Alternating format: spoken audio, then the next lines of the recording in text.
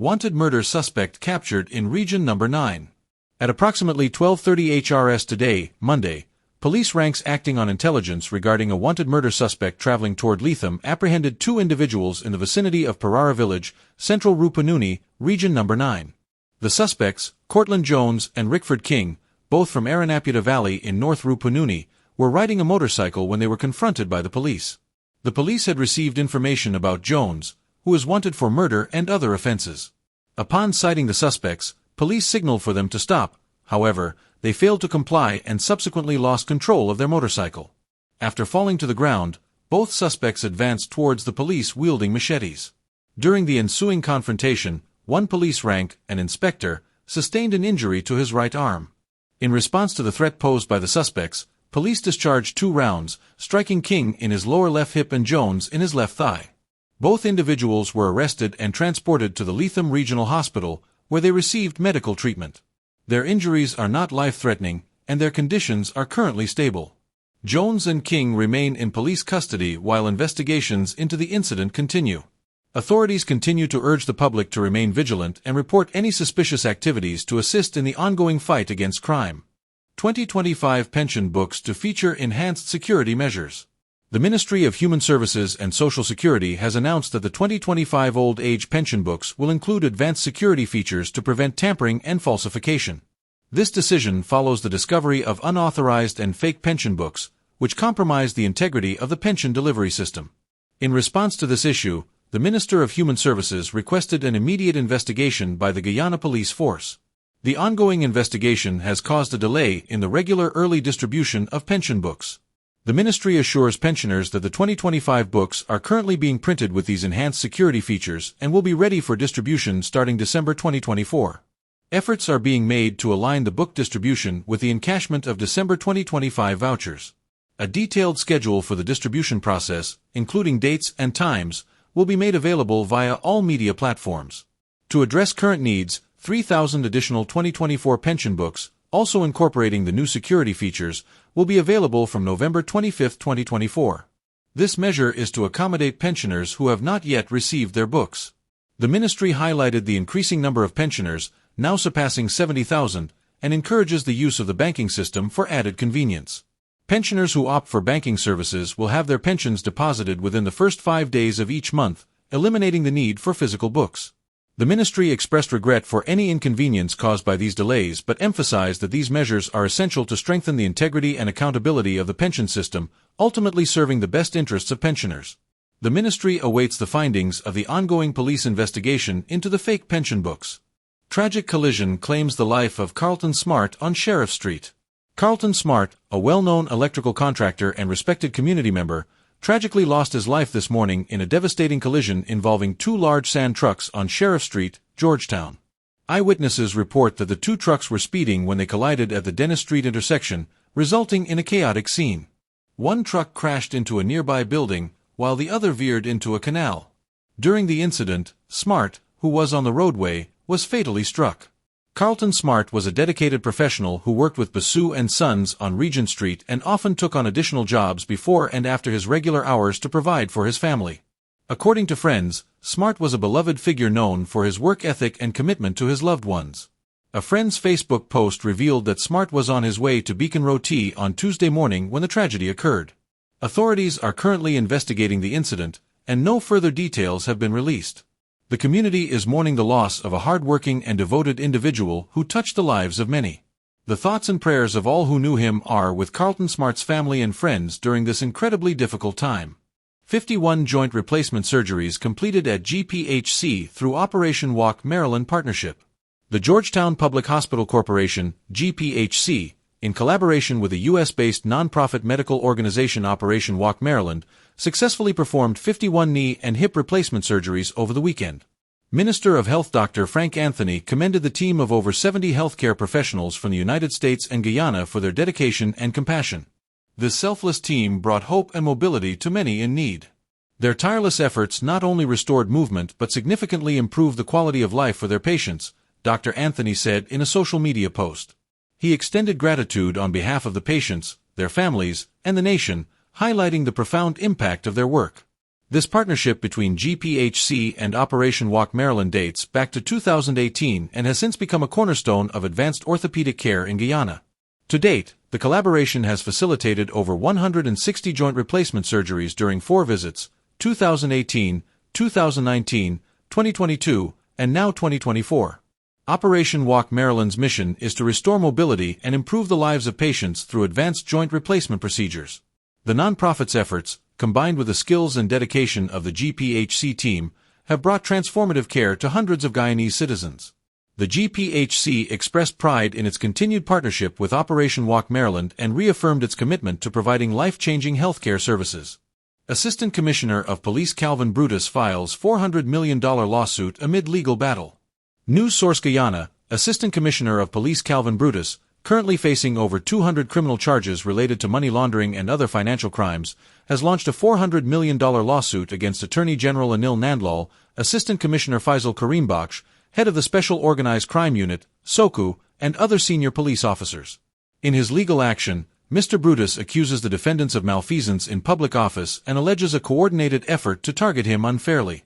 Through his attorneys, he has called for an independent criminal investigation into the conduct of the named defendants and a presidential commission of inquiry to examine their actions. Mr. Brutus has also expressed his willingness to undergo a polygraph test to support his claims and stated his readiness to appear before any commission of inquiry established to investigate the matter. According to Mr. Brutus, the ongoing criminal case against him is a result of a conspiracy within the senior ranks of the Guyana police force. He has maintained his innocence and committed to contesting all 200-plus charges in court. The charges, filed by SOCU after a 2-month investigation, were initially based on concerns about substantial deposits into Brutus credit union accounts. The probe later expanded following information from the Financial Intelligence Unit, which highlighted activity in his personal and family accounts, as well as accounts linked to 3 companies owned by his family. The High Court has since frozen most of these accounts. SOCU's case alleges that the financial crimes involve amounts exceeding $800 million. Mr. Brutus is represented by a legal team comprising Earl Daniels, Dominic Bess, Uborn Alacock, Yussi Anderson, Renee Marcus, and Kaside Nurse. The unfolding legal drama has drawn widespread attention, with Mr. Brutus' allegations raising questions about internal dynamics within the Guyana police force. The Attorney General and other named defendants have not yet responded publicly to the lawsuit. Updates on this case will follow as more details become available. Georgetown businessman arrested by CANU for narcotic possession. A Georgetown businessman, Lennox Goen of Avocado Drive, East Ruimveldt, has been arrested by the Customs Anti-Narcotics Unit, CANU, after being found in possession of over 8 pounds of cocaine. The bust occurred on Monday after CANU agents, acting on intelligence, followed a suitcase sent to Goen from neighboring Suriname via the Eno backtrack crossing. The suitcase was reportedly collected by a driver on behalf of the businessman. The driver was trailed by CANU officers to Goen's residence, where the suitcase was subsequently searched in his presence. During the search, CANU agents discovered cocaine neatly concealed within the false sides of the suitcase. Goen was immediately informed of the offense, arrested, and taken to CANU headquarters along with the seized narcotics. Charges are being prepared against Goen, who now faces serious allegations of cocaine possession and potential trafficking. Law enforcement agencies, including CANU, have heightened surveillance of the backtrack crossing between Guyana and Suriname amid concerns that it is being used as a drug smuggling route. This latest bust underscores their ongoing efforts to combat narcotics trafficking in the region. Further updates on the charges and subsequent court proceedings will be provided as the case progresses. New Amsterdam's Miss Irene celebrates 100th birthday. Irene Douglas de Souza Plas Ferdinand, fondly known as Miss Irene, marked her 100th birthday on November 18th, surrounded by her loving family in New Amsterdam. Born in 1924 at Vryheid, Miss Irene has lived a life filled with resilience, faith, and family. She attended the Roman Catholic Girls' School, now St. Teresa's Primary, and was raised in the Catholic faith before later becoming a Seventh-day Adventist. Miss Irene was married twice, first as Irene Douglas de Souza Plas and later to Ferdinand, a well-known security guard and coconut vendor in New Amsterdam. Her second union brought 2 children, in addition to one from her first marriage. Following her husband's passing in 1976, she dedicated herself to raising her children by working as a domestic helper. Today, Miss Irene's legacy spans 5 generations. She has 12 grandchildren, 25 great-grandchildren, and 17 great-great-grandchildren. Despite being diagnosed with Parkinson's disease over a decade ago, which has affected her memory and physical health, she remains deeply cherished by her family. Her eldest daughter, Elizabeth Sinclair, reflected on her mother's journey, noting her strength and determination. "She has always been a hard worker and put her family first," Sinclair shared. Miss Irene's milestone was celebrated in the presence of her children, including her 63-year-old son, as well as a large and proud extended family. Her life story stands as a testament to perseverance and the enduring importance of family bonds. Corentyne farmer dies after altercation with friend, suspect in custody. Guyana Times, a 62-year-old Corentyne farmer, Amrith Prasad, tragically lost his life on Saturday evening, one day after being struck in the head during a dispute with a friend. The incident occurred on Friday afternoon at a supermarket in Bush Lot Village, Corentyne, where the two men had been drinking. Prasad, a resident of Bush Lot Farm, was reportedly involved in an altercation with his friend over a misunderstanding. After being struck, he returned home and went to bed, unaware of the severity of his injuries. According to his wife, Haida Ibrahim, Prasad initially complained about the incident but appeared to be under the influence of alcohol. The next morning, she left for the market after ensuring her grandson was present to monitor him. However, she received an urgent call from the child, who reported that Prasad was unresponsive. Family members rushed Prasad to the hospital, where he was referred to Georgetown Public Hospital for a CT scan due to his critical condition. Unfortunately, during the ambulance transfer, Prasad's condition worsened. Efforts to resuscitate him were unsuccessful, and he was pronounced dead shortly after. Law enforcement officials confirmed that the suspect was arrested at No. 70 Village and is currently in custody. Regional Commander Senior Superintendent Shiv Prasad Bacchus stated that the investigation will continue, pending the results of an autopsy. The tragic incident has left the Bush Lot community in shock, with family and friends mourning the sudden loss of Prasad. Updates on the case and any charges against the suspect will be provided as the investigation progresses. Sugar worker killed in Corentyne highway crash. Family raises concerns over police investigation. Guyana Times, a tragic accident on Saturday evening along the Corentyne highway has claimed the life of 27-year-old Nikon Tappan, a sugar worker attached to the Guyana Sugar Corporation, Suco, Albion Estate.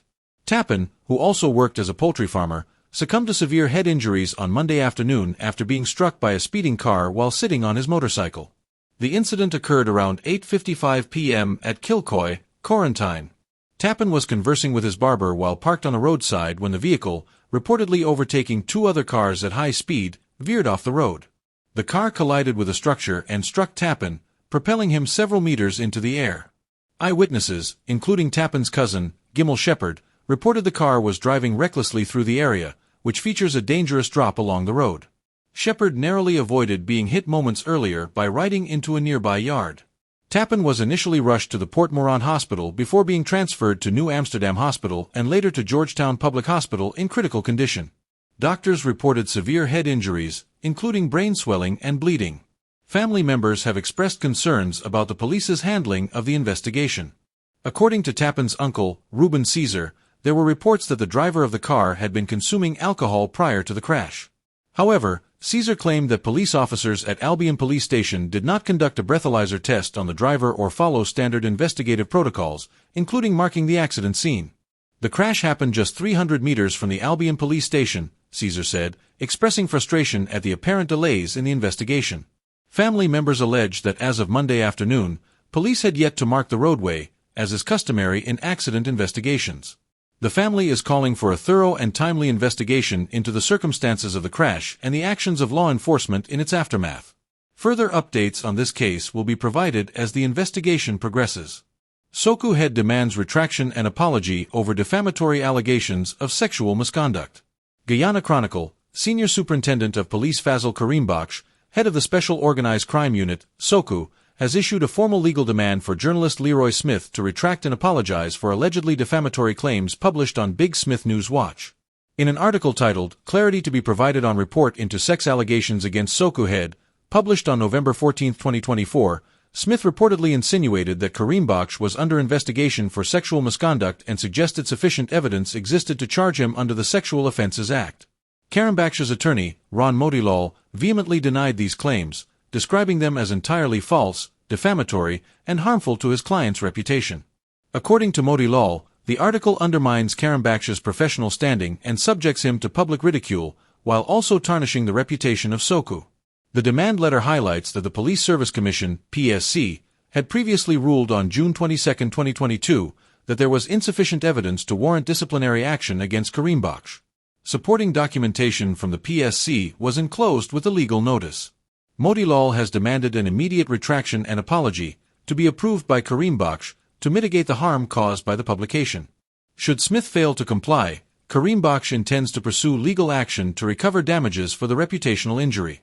This demand follows a multi-million-dollar defamation lawsuit filed by Corentyne last month, seeking damages exceeding $600 million. The lawsuit accuses Smith of making defamatory statements between September and October 2024 across multiple platforms, including Big Smith News Watch and associated Facebook pages, alleging unethical conduct and questioning Corentyne's leadership at SOCU.